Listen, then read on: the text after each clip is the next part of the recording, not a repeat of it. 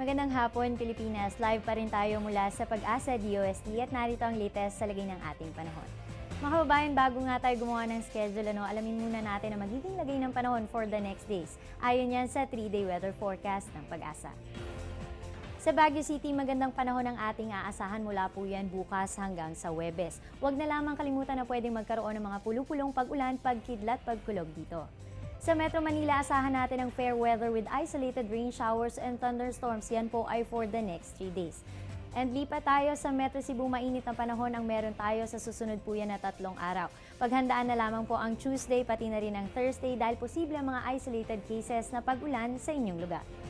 Sa mga taga-Metro Davao, masarap pa rin ipagpatuloy ang mga outdoor activities sa susunod po yan na 3 araw. Magdala na lamang ng mga sombrero o kapote para sure na may panangga tayo sa mga pulupulong pag-ulan dito.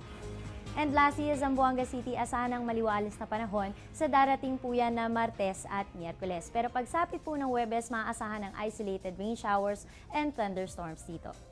At iyan ang 3-day weather forecast ng Pag-asa. Samantala sa aming pagbabalik, alamin natin ang mga naitalang pinakamababang water level ng ating mga dams. Iyan at iba pa matapos ang isang paalala.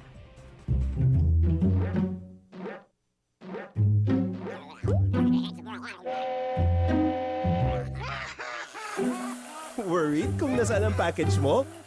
Sa Air 21, worry-free!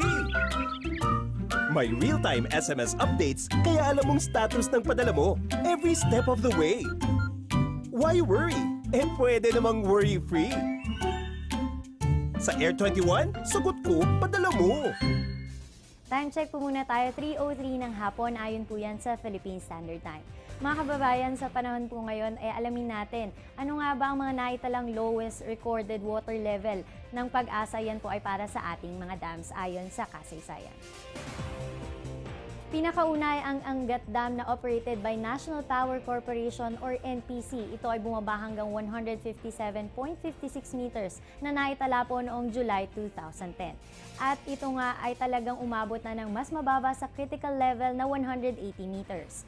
Next ay ang Pantabangan Dam na nasa pangalaga ng National Irrigation Authority or NIA. Ito ay bumaba hanggang 169.93 meters para sa power generation na naitala noong May 1983. Samantalang bumaba naman ang hanggang 172.06 meters of water level na para sa irrigation at ito ay naitala noong April 2002. And lastly, ang Magat Dam sa Isabela na nasa pangangalaga din ng NIA. At ito ay bumaba naman ng hanggang 149.08 meters na naitala noong July 19, 1991. Naku, kung mapapansin nga natin ay talagang mas bumaba pa nga ang mga ito sa critical level. Kaya naman para sa ikabubuti nating lahat ay magtipid na tayo ng tubig sa araw-araw para maiwasan ang kakulangan nito sa susunod na mga buwan kung kailan inaasahan na nga natin ang El Niño phenomenon.